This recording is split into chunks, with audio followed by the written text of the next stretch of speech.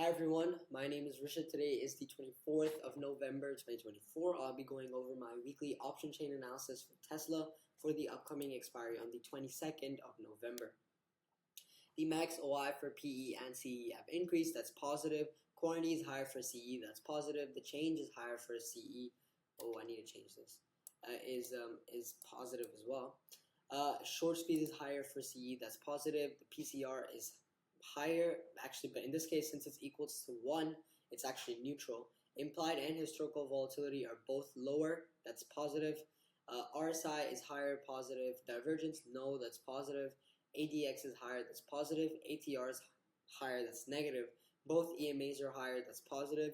VWAP is higher, that's positive. Pivot point is higher, that's positive. Candlestick is neutral. The new support is 330. The previous week's support was 300. The new resistance is 350, and the previous week's resistance was 340. And the overall prediction from the option chain for Tesla is that it goes up.